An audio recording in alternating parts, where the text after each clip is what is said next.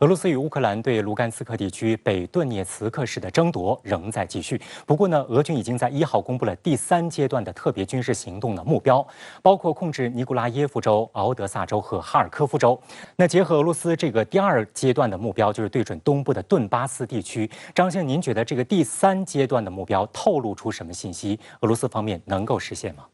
我觉得这反映了俄罗斯可能对第2阶段它的一个军事行动的一个进展可能比较满意，这样才谈得上第3阶段。那么从他公布的第3阶段的军事行动目标，我们看到他想把凡是在乌克兰境内俄语居民占比较多数的地区，试图把他们连成一片，就是从哈尔科夫州，就是乌克兰的东北部州，一直沿着俄罗斯的边境线往南然后把整个黑海沿岸的所有地区全部连成一片。给予一个比较特殊的一个名分，或者是成立独立的所谓的人民共和国或者是将来今后通过公民投票直接并入俄罗斯联邦等等，这都是一个可能的潜在的可能性。我觉得这个第3阶段的行动的一个所谓的目标和普京当初想表达出来的一些意思是相接近的。如果俄罗斯的这个第2阶段，也就是解放顿巴斯地区的这个目标实现的话，那么从目前俄军的整个力量来看，我个人分析，它非常有可能转为战略防御，也就是至少在一段时间内暂停这个大规模的进攻的行动，更主要的是巩固它目前已经控制住的地区。以俄军目前的这个体量来说呢，在发动大规模的进攻行动已经没有这个能力，但是它转入战略防御以后，反过来会给乌军造成比较大的困境。尽管俄罗斯控制了1/5的乌克兰领土，但是呢，日前乌克兰总统泽连斯基他就坚称，乌克兰目前仍然有扭转局面的实力。不过美国陆军部长克里斯汀·沃姆斯他就认为，越来越难以维持乌克兰军队的士气。张先生，您觉得乌克兰目前来看，他有扭转局势的实力和能力吗？现在在局部地区，比如说在乌东地区在南线的那个科尔松地区乌军和俄军应该讲还是打得有来有回。我们知道6月3号晚上乌军在北顿涅茨克还发动了有限的战术反击，还夺回了一部分土地。虽然我们现在不知道战争最后结果是如何，但是至少从泽连斯基总统来看，目前乌军还有一战之力而且西方对乌克兰的支持应该讲还在源源不断。所以我觉得泽连斯基现在讲出这样的一个判断他是有他自己的一个自信的一个底气。那么从美国陆军部长的一个判断来讲，因为他是个军事人员，他会从冲突双方各国的军事潜力、军事能力和未来的发展趋势来看问题。因为这个俄罗斯和乌克兰它的综合国力差距放在那里，两国的军事力量的差距也放在那里而乌克兰之所以能够取得目前一个战绩从美国陆军部长的判断来看，主要是因为美国和北约的大力援助如果没有美国和北约的在财政上、在武器装备上大力援助，他认为乌克兰军队恐怕难以获得现在这样的一个成果。但是美国和北约到底能够多长时间这样无限制的支持乌克兰那么这个美国陆军部长他觉得就是说他也没把握。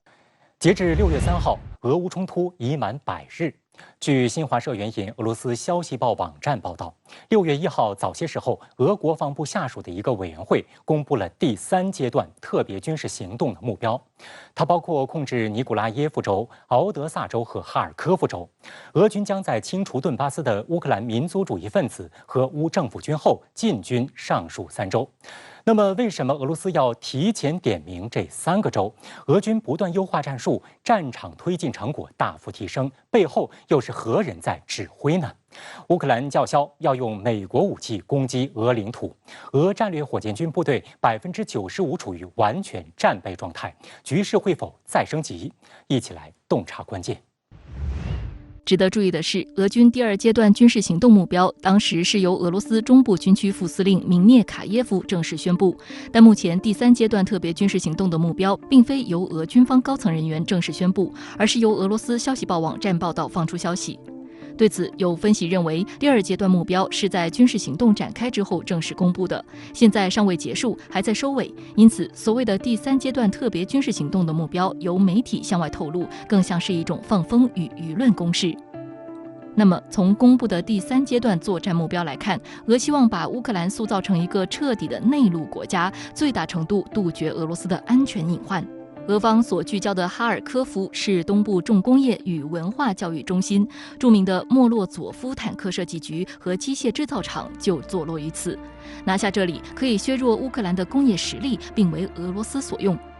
但对于俄军来讲，拿下哈尔科夫并不容易。之前，俄军就曾一度围攻哈尔科夫，后遭到乌克兰军的顽强且有效的抵抗。后来，俄军重整优势兵力，聚焦推进在顿巴斯地区实现军事目标，放弃了对哈尔科夫的围攻。就在5月底，乌克兰总统泽连斯基还现身该州，隔空为苦战顿巴斯的乌克兰守军打气。而俄军如果拿下南部的尼古拉耶夫和敖德萨，就封住了乌克兰的出海口，拥有了对黑海的绝对控制权，杜绝了北约染指黑海的可能性。与马里乌波尔等地区连接起来之后，俄罗斯将完全掌控乌克兰整个东南地区。尼古拉耶夫州的纵深还可以直逼乌克兰腹地，以形成钳制。不过，这2个地方同样是难啃的硬骨头。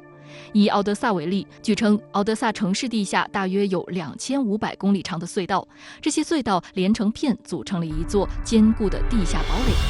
早在2战期间，苏军就凭借这些地下隧道在敖德萨痛击德军。进入冷战时期，苏军又对敖德萨的这些地下隧道进行了改进和加固，使之成为一个可以抗击核武的地下堡垒。不仅如此，敖德萨还是乌海军的基地，整个乌克兰的海军都停泊在敖德萨港口内。乌军依托着岸防设施维持防务，而且西方还为乌克兰海军送来了大批的反舰导弹，包括鱼叉系列反舰导弹。如果俄军要强攻敖德萨，要面对的是整个乌克兰的海军力量加岸防力量。黑海舰队此前就已经付出了惨重的代价，包括莫斯科号导弹巡洋舰。从地缘战略上来看呢，如果俄罗斯控制住南乌和出海口，拥有了对黑海和亚速海的控制权，比攻下乌克兰首都基辅实际上作用和战略意义、经济意义都是更大的。而且从作战的难易程度和付出的代价来看呢，这个第3阶段目标比攻占基辅或者是打到第聂伯河更加现实，达成目标的可能性更大。但是我们也要看到，乌克兰和北约方面呢已经注意到俄军的作战意图，所以美国联合丹麦呢向乌克兰提供岸基版的鱼叉反舰导弹，就是防备俄军的黑海舰队从海上对敖德萨等地区发起进攻，封锁乌克兰的出海口。但有观察指出，俄军战术打法调整后，在卢甘斯克地区连续攻城拔寨，先后夺取了波帕斯纳亚、红利曼，目前正在围攻乌军在卢甘斯克地区的最后一个据点北顿涅茨克。从第2阶段作战来看，俄军已经取得了一些成功经验。第一是稳定的输出猛烈的火力，给乌军在一个局部地区造成巨大的压力，让其难有还手之力。第二，俄军在第2阶段的顿巴斯作战中加强了电子战方面的投入，所以乌军在信息不畅的情况下很难对俄军下一步的行动进行预判，从而难以发挥出之前小股部队反坦克、反装甲灵活作战的特点。俄军优化战术之后，就连乌克兰总统办公室顾问阿列斯托维奇也承认，俄军在红利曼之战中显示出了俄军高超的战术管理和作战能力。阿列斯托维奇还特别夸赞了俄军中有非常有才华的指挥官。虽然俄方尚未证实，但据多家媒体报道，俄军目前是由叶夫库罗夫大将担任俄特别军事行动前线总指挥。叶夫库罗夫出身于苏联时期北奥塞梯印古什族一个农民家庭，他于1982年参军入伍，成为了一名空降兵，随后考入良赞空降兵指挥学院。后来获得推荐，前往伏龙芝军事学院继续深造。到2004年，叶夫库罗夫从俄罗斯总参谋部军事学院毕业时，已经历任了俄罗斯空军的所有职务。作为现任的俄罗斯国防部副部长，叶夫库罗夫在俄国内是公认的猛将，非常善于以奇谋取胜和强敌正面刚。1999年的科索沃危机就让他一战成名。当年6月，北约对南联盟地区进行了狂轰滥炸之后，当时还是上校军衔的叶夫库罗夫下令手下200名空降兵乘坐数十辆军用卡车和装甲车，急行军奔袭500公里，抢在北约维和部队之前，占领了科索沃首府普里什蒂纳机场。当时，北约在机场周边部署了差不多7000名北约士兵，并且还拥有制空权。俄军的突然出现让北约非常意外。正是这一场漂亮的突袭，让北约不敢小瞧俄罗斯，不得不做出让步，允许俄罗斯派兵入驻科索沃进行维和行动。随后，叶夫库罗夫还参加了第2次车臣战争，在一次侦察任务中，他成功地把12名被车臣俘虏的俄罗斯士兵解救了出来。叶夫库罗夫后来被授予了俄罗斯联邦英雄称号和金星奖章。俄方再次调整了前线总指挥，如果这一消息是真实的话，我认为俄军还是从战场的实际需要来考虑。从叶夫库罗夫大将过去的作战经验来看呢，一个突出的特点就是出其不意，对重要的战略节点实施突然袭击，从而控制住战局的发展方向。目前俄军的作战思想和打法与之有契合的地方。泽连斯基在3号称，俄罗斯目前已控制了乌克兰1/5的领土，不过他坚称乌克兰仍有扭转局面的实力。6月5号，德新社报道，据英国国防部根据英情报机构提供的信息报告称，乌克兰军队在北顿涅茨克发起反攻。乌克兰卢甘斯克地区军事行政长官谢尔盖·盖代称，俄军此前占领了北顿涅茨克约70%的区域，但乌军已经夺回了20%。需要注意的是，6月6号，据俄罗斯库尔斯克州州长发布的消息，该州临近乌克兰边境地区的杰特基诺村遭到了来自乌克兰方面的炮击，已经有1座桥梁和1座制糖厂遭到了损坏，人员伤亡情况还在统计中。其实，这已经不是俄罗斯境内第1次遭到乌方炮击了。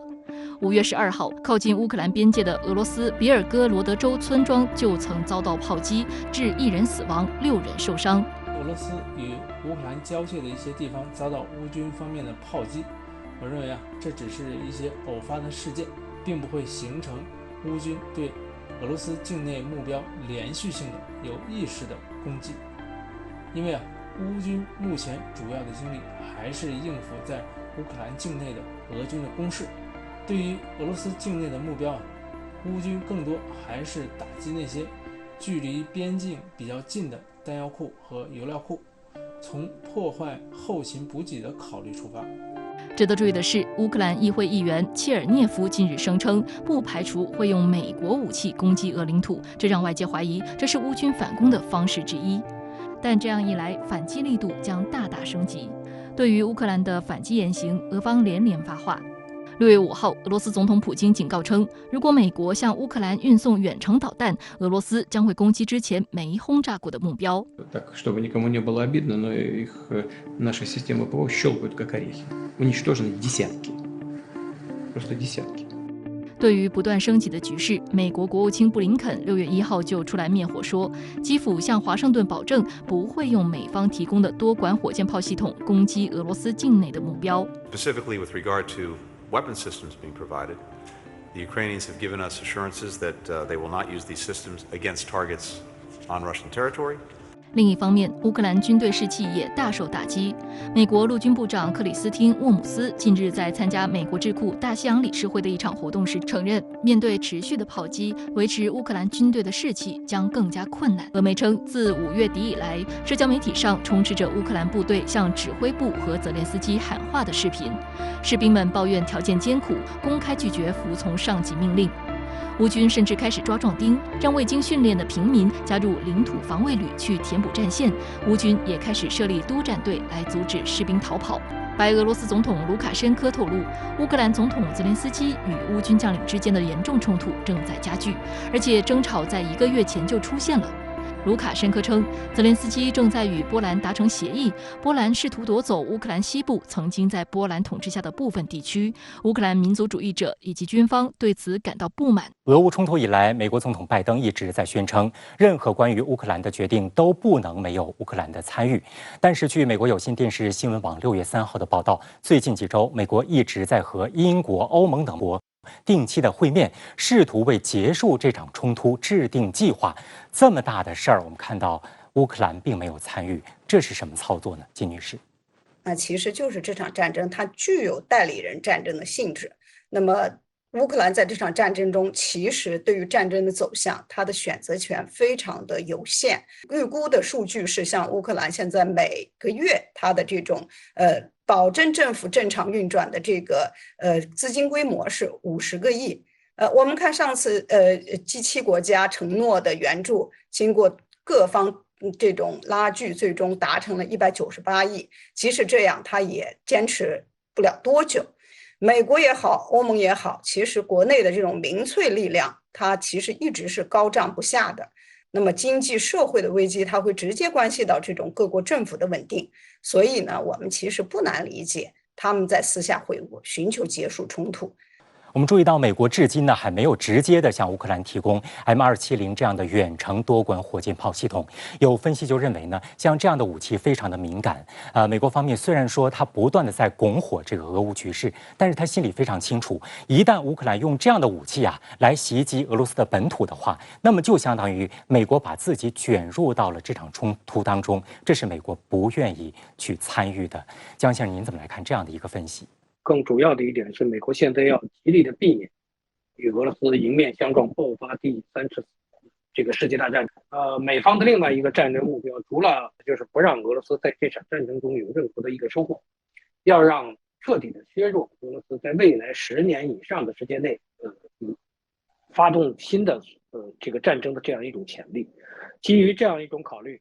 美国在不断的加码对乌克兰的军事援助。只是说这个规模，尤其是这个海马斯所提供的这个远程攻击的这个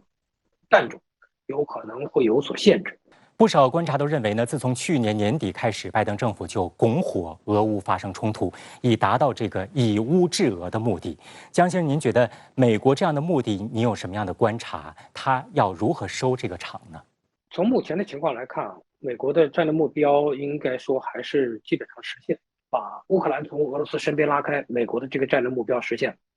第二一个，美国利用这一次所谓的俄罗斯的威胁，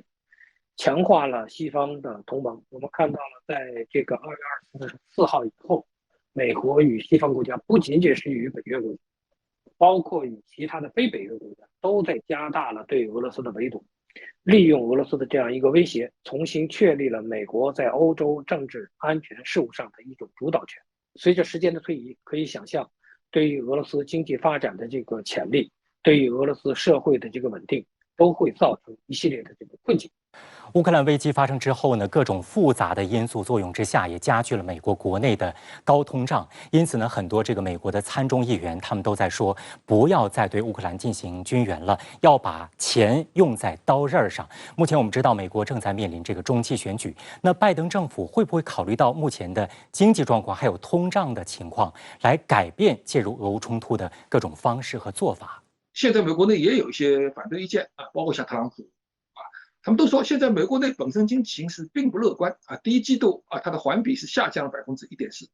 然后美国内又面临着8.3%的高通胀那么老百姓的那个消费能力的下降这个援助到底对于美国，尤其是对于美国民众的本身到底有什么利益现在美国内有很多学者，包括一些政界人士都已经开始提出问题。那么我们说，本身这个提出问题就已经反映了很大的问题。我个人感觉，在美国中期选举前拜登是有可能对俄乌冲突的一个政策发生一定的局部调整。6月1号，美国总统拜登宣布7亿美元的军援乌克兰计划，其中包括了射程达80公里的海马斯多管火箭炮系统，可能对俄罗斯本土造成威胁。《纽约时报》以乌克兰战争发展至此，美国难辞其咎为题发表评论文章。而在俄乌冲突100多天之后，普京首次接受专访，向美国明确发出了警告，不仅暗示可以打击乌克兰境外的目标，甚至表示俄军的防空系统就像敲碎坚果一样击打美西方的援助装备。6月5号，俄军宣布，俄防空系统在24小时内击落了一架乌克兰An-26军用运输机和10架无人机，这架运输机上就携带了大批的武器装备。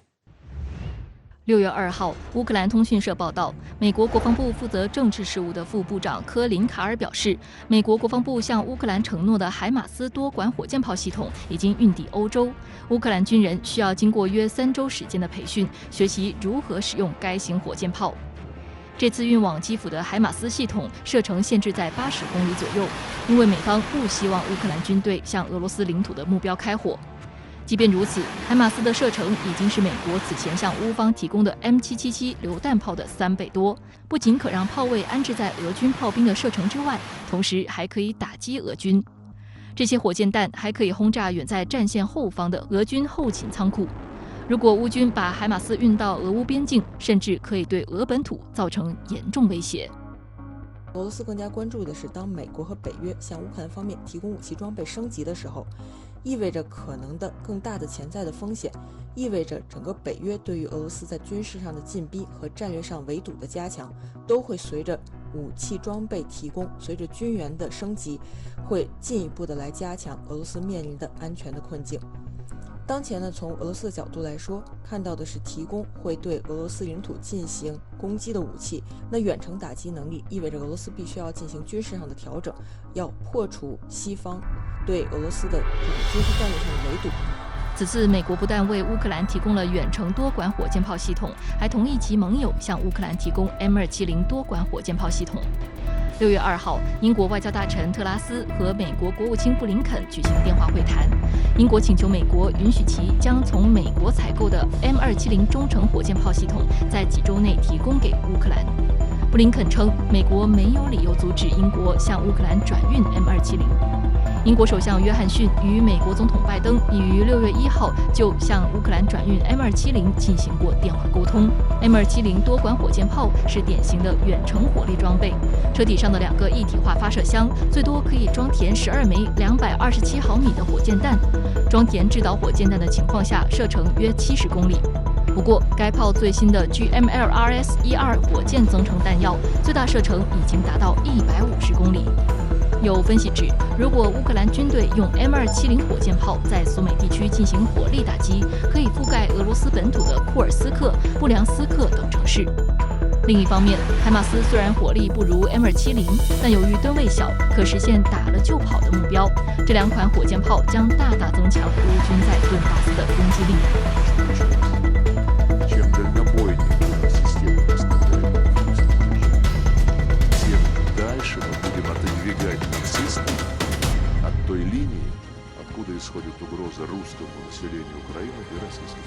现在呢，所谓的以最小成本达到最大的目标已经不可能实现，包括现在随着战事的拖延，北约国家感受到的来自于通胀的压力，包括粮食价格上涨和能源价格、燃料价格高企，所以此时呢，向乌克兰方面提供武器装备的升级，当然是试图改变乌东战局的一些走向，试图能够以外部影响的方式来尽可能的对俄罗斯进行消耗。为什么拜登政府近期决定向乌克兰提供更先进的火箭炮系统和弹药？或许可以从拜登5月31号在《纽约时报》的投书一窥究竟。他在文章中称，我们已迅速采取行动，向乌克兰运送了大量武器和弹药，以便他能够在战场上作战，并在谈判桌上拥有最大筹码。这就是为什么我决定为乌克兰人提供更先进的火箭系统和弹药，使他们能够更精确地打击乌克兰战场上的关键目标。不过，令人惊讶的是，在这篇文章中，拜登还向普京做出了4步承诺，其中包括不寻求推翻普京政权、不会直接参战等等。首先可以看到的是，当前乌东战事向更加有利于俄罗斯的方向发展，俄罗斯在推动相关战争进程的过程当中，确实给美国造成了更大的压力。那另外可以看出的是，在俄乌冲突延续的过程当中，美国某种程度认为，如果冲突不断的延伸，包括美俄之间陷入一场正面冲突，甚至发生核战争的话，那会打破美国的战略步伐。所以呢，从美国的角度来看，现在某种程度的稳定局势，为当前的冲突寻找一个更多符合于美国利益的出路，美欧之间加强协调，更加符合美国当前的战略利益。有分析就指出，拜登政府不断加码对乌克兰的援助，以及不断施加对俄制裁，引发了越来越多国内民众的不满。皮尤研究中心5月的一项民意调查显示，12%的美国人认为美国为乌克兰提供了太多支持，高于3月份的7%。与此同时，越来越多的美国人不认为美国有义务保卫乌克兰。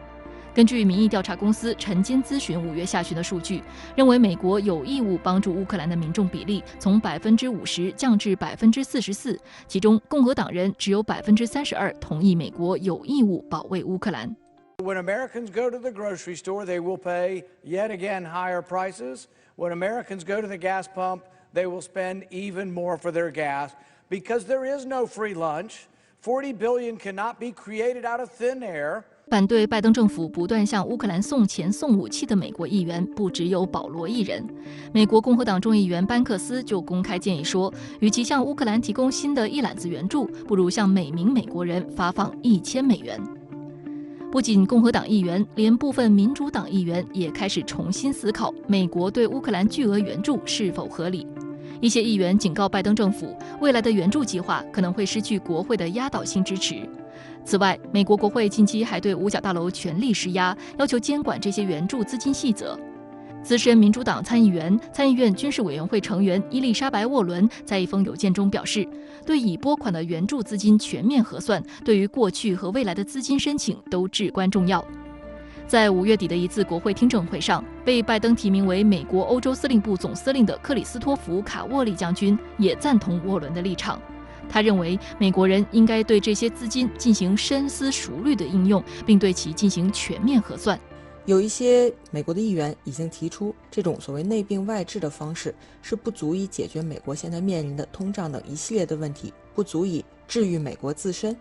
而同时呢，会对美国构成更长期的消耗。所以这样的一系列的复杂的声音，不仅体现的是两党之间意见的不同，而更多的是反映出的是在内外交困的情势之下，美国国内声音的复杂化将使未来拜登政府以及拜登本人在执政的过程当中所承受的压力出现一系列的可能不可预测的一些走向和变化。6月4号，《纽约时报》发表评论文章指出，如果俄乌冲突成为长达几年甚至数十年的持久战，美国将需要推动乌克兰接受最现实的军事战略结果。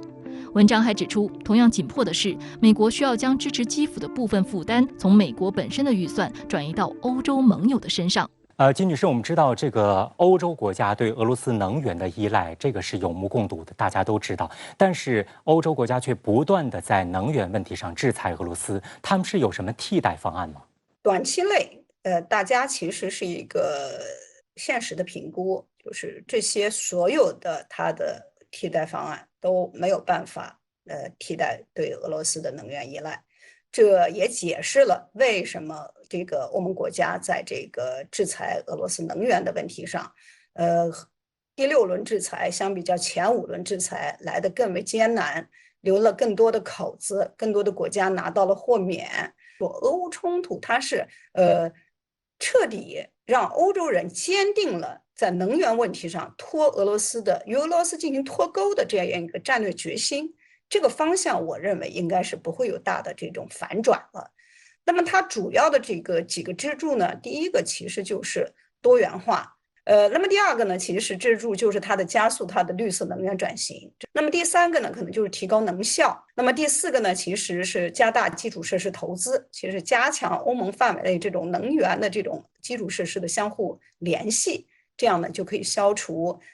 像此次制裁中，像熊杨丽提到的，它的这种能源基础设施需要应对制裁俄罗斯所进行的这样的一个投入的问题。欧洲今年一定会面临一个比较困难的油气资源替代的一个复杂的一个状况。这种可替代呢，恐怕是会面临2个问题。第一个是可替代的这个资源，尤其是天然气，石油方面可能会相对好一点。天然气的这个替代的这个来源，所存在的这种不确定性相对而言会要大一点，这是一个寻找替代资源的问题。第二一个是价格，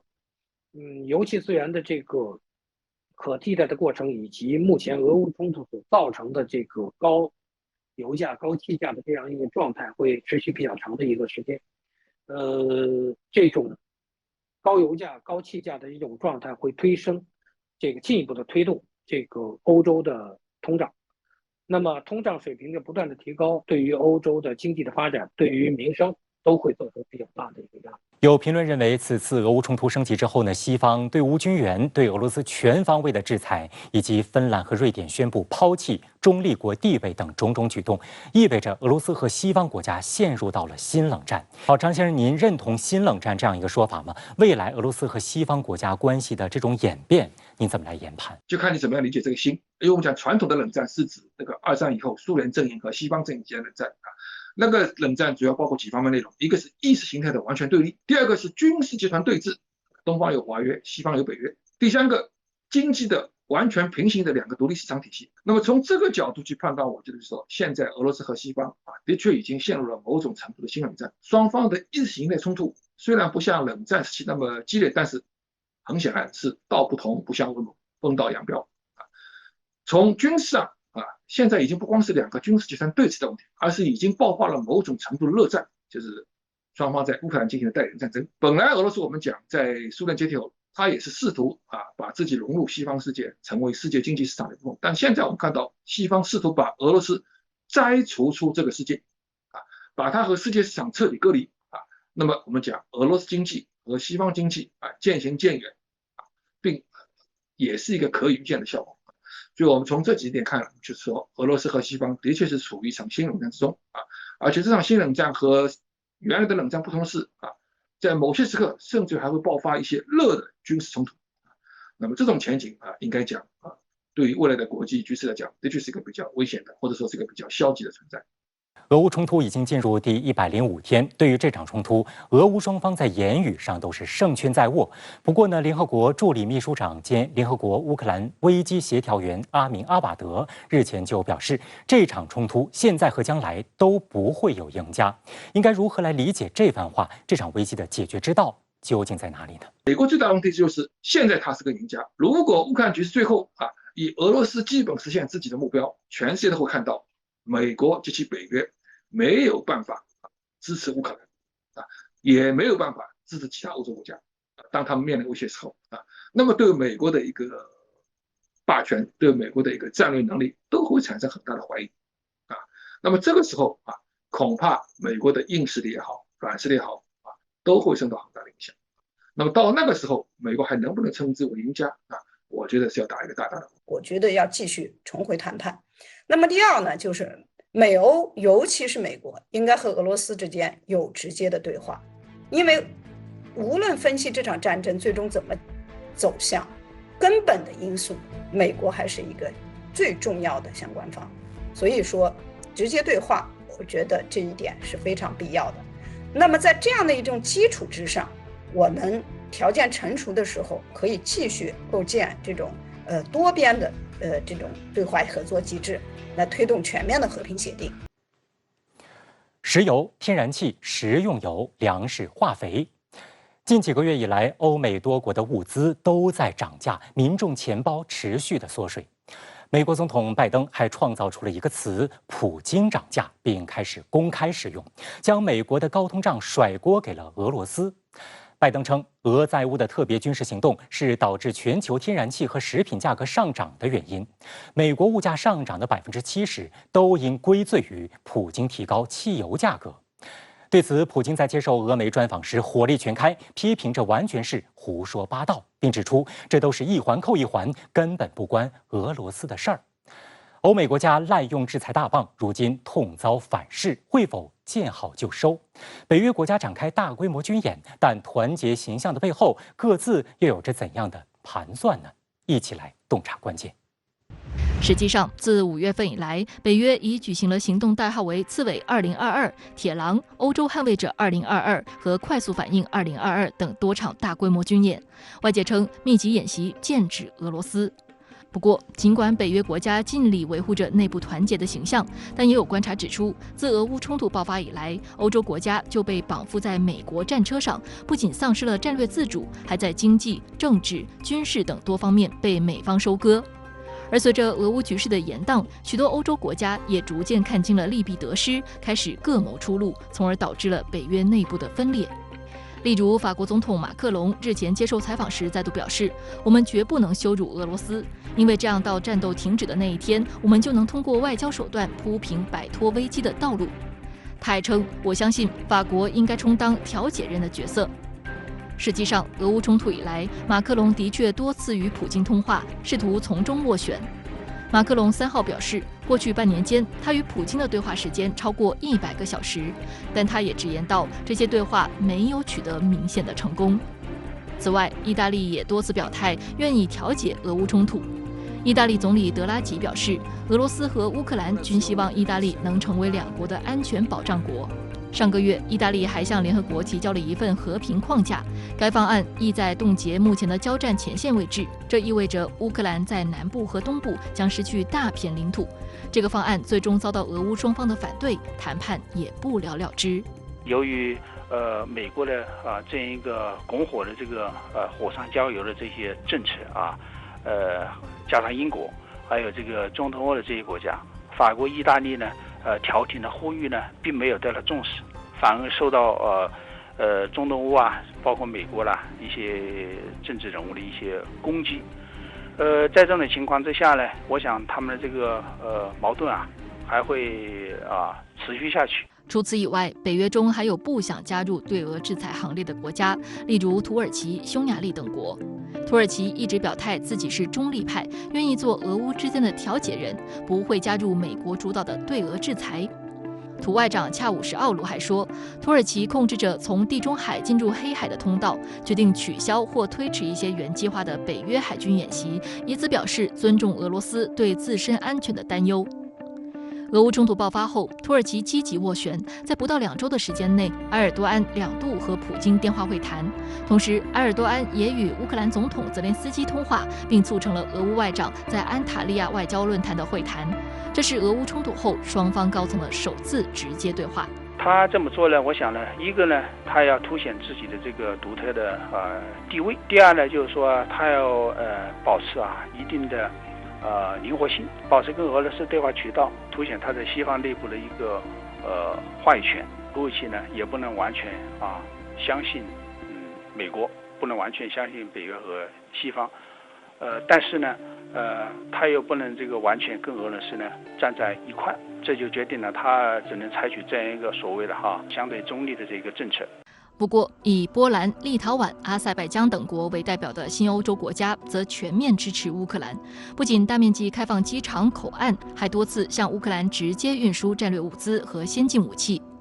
波兰与立陶宛2国总统还同时访问基辅，立陶宛国防部长甚至率先亲自在战火中突访乌克兰，并号召欧洲国家为乌克兰提供军事援助。就在6月7号，波兰总理马泰乌什·莫拉维茨基透露，波兰正在签署一项向乌克兰提供大规模武器的协议。这份武器出口合同，即使不是近30年来最大，也会是最大之一。迄今为止，波兰已是美国之后第2大武器装备供应国。在波兰的军事基地和民用设施中，可以看到大型运输机、作战飞机、远程火炮、装甲运兵车、俄式坦克、标枪反坦克导弹、毒刺单兵便携式防空导弹等。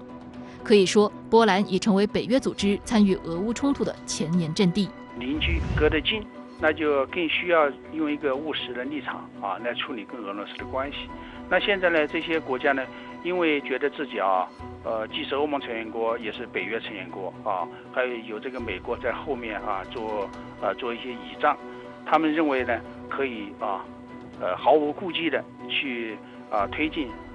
弱俄遏俄政策想这个通过这个彻底把俄罗斯打趴下，来解决自己的这些安全关系。这实际上是一个非常不现实，俄罗斯被逼到一个他认为无法忍受的这个境地。我想呢，未来俄罗斯跟这些国家的冲突呢，也可能还会加剧。波兰这些国家能得到什么好处呢？我想不会。这对他的这个安全环境只能是一个长期的损害。欧洲国家内部的分裂也体现在了近期欧盟对俄制裁的立场上。当地时间6月2号，欧盟27个成员国正式批准第6轮对俄制裁方案，将立即禁止进口75%的俄罗斯石油，通过管道供应的石油暂时例外。不过，欧盟就这一方案达成一致来之不易。按照欧盟规定，欧委会的提案需得到27个成员国一致同意才能生效。但由于匈牙利、捷克、斯洛伐克对俄罗斯石油高度依赖，无法在短时间内找到替代供应商，坚决反对这一方案。他们要求在对俄罗斯石油禁运中获得豁免权，但并未获得批准。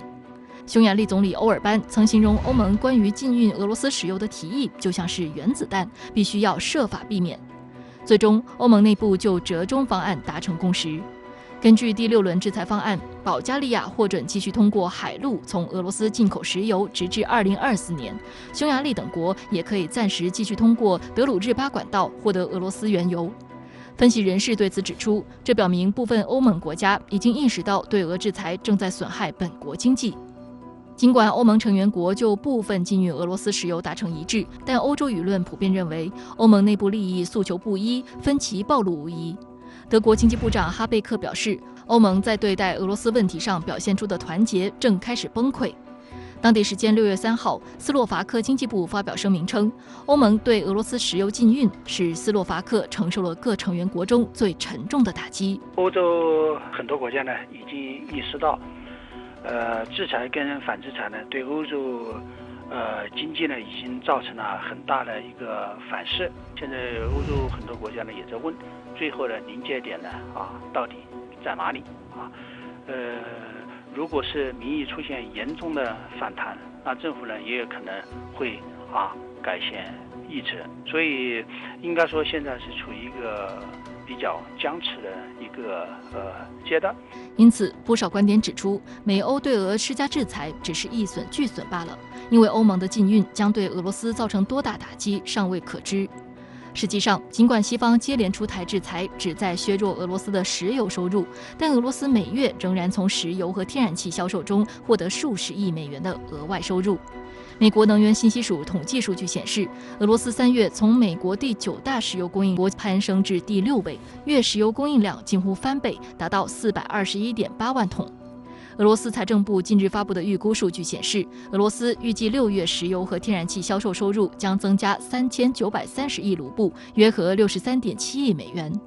对于本国经济形势，俄罗斯总统普京颇有信心。他在6月6号表示，本世纪20年代将成为俄罗斯巩固经济主权的时期。普京还表示，俄经济将越来越多地依靠私营部门的主动，秉持开放与广泛国际合作的方针。持续加码的对俄能源制裁，美方也有苦难言。由于油价飙升而导致的通胀，导致美国国内民怨沸腾，美政府支持率直线下降。当地时间6月1号，拜登不得不出面表示，政府短期内无法让油价下降，但正考虑其他方案。美方另辟蹊径的其中一条渠道，便是瞄准了沙特，想和沙特商讨石油增产的可能性。据法新社报道，拜登日前承认自己考虑访问沙特。I have no direct plans at the moment, but let me tell you that I have been engaged in trying to work with how we can bring more stability and peace in the Middle East. And there is a possibility that I would be going to meet with both the Israelis and some Arab countries at the time, including, I expect, would be Saudi Arabia would be included in that if I did go. But I have no direct plans at the moment. 除了与沙特频繁沟通，美国政府在过去1个多月里还向沙特阿拉伯运送了大量爱国者导弹防御系统。实际上，去年底以来，沙特军方就一直请求美国提供更多用于击落导弹的爱国者导弹防御系统。分析认为，在油价飙升的背景下，美方积极向沙特运送爱国者系统，目的还是让沙特增加石油产量。Both Swedish and Finnish militaries bring a tremendous amount of capability if finally entering into NATO.